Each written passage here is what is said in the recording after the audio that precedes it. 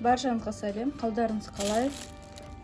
Бүгін біз мангоны жеке ыдысқа отырғызатын боламыз.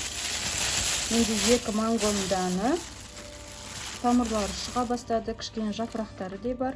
Енді оларды уже отырғызу керек. Өйткені мына тамырында шыққан кішкентай мындай өскіндер сынып жатыр екен. Сол себептен тездетіп отырғызғым келді. Бүгін мен әмбебап грунт сатып алдым. Міне мынау алдындағысы қалдығы. Енді осы екеуіне қазір топырақ салып отырғызатын боламыз. Мен дренаж сатып алуды ұмытып кетіппін. Үйдегісі бітіп қалды. Мен фиалкаларды жеке ыдыстарға бөлгенмін, содан бітіп қалыпты.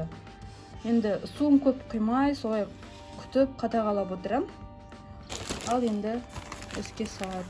Пенопласт қосуға да, салуға да болушы еді, бірақ оны істегім келмей отыр. Мен жаңағы дренаж немесе тасты, немесе еменің қабығын пайдаланып жүргенмін. Енді осы жолы дренажсыз жасап көреміз.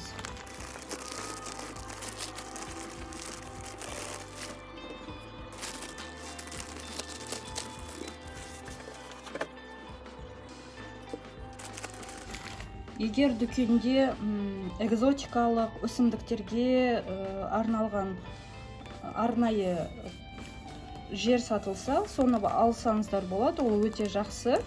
Менде ондай сатылмайды. Келесі жолы үлкенірек дүкенге барып қарау керек деп ойлаймын. Қанша дегенменде манго бұл бізде өсетін не емес, өсімдік емес.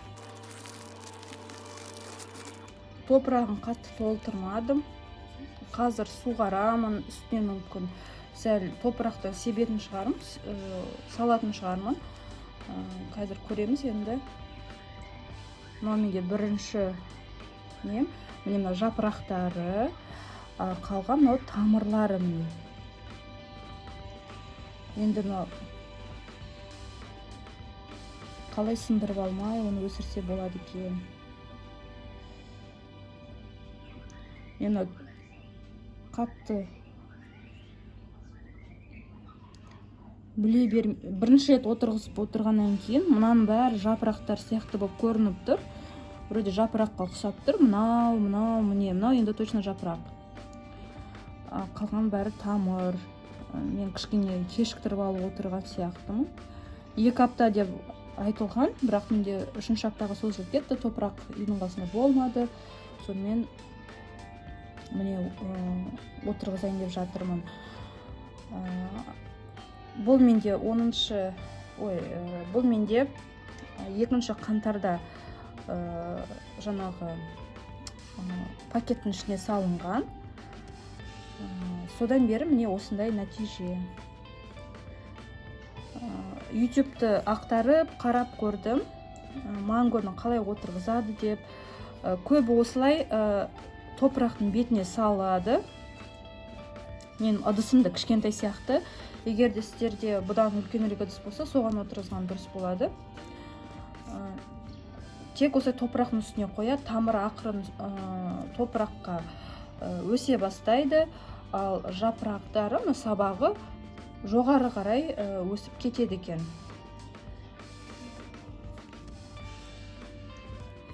Мынау менде екіншісі. Бұнда енді кішкене аздау өскіндер. Міне мынау жапырағы кетіп бара жатқан. Міне мынау жапырағы, мынау міне астында тамыры. Сол тамырын мен төменге қаратып отырғызамын. Енді ойлаймын, мына жапырақ тік болып жоғарыға қарай өседі деп.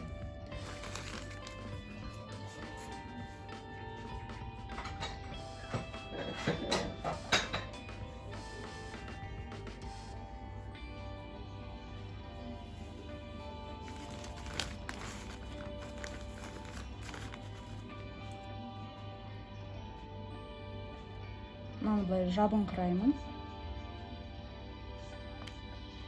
жаппаса да болады дейді, бірақ енді білмедім. Мен де бірінші рет отырғыздым.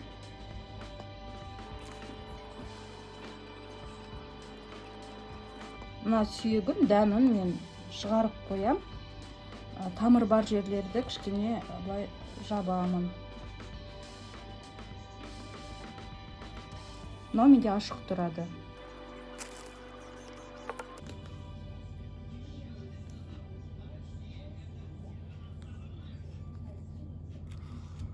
Міне шамалы суғарды.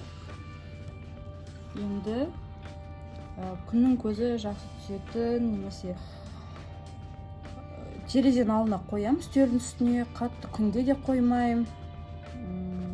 Бізде бұл бөлме жылы.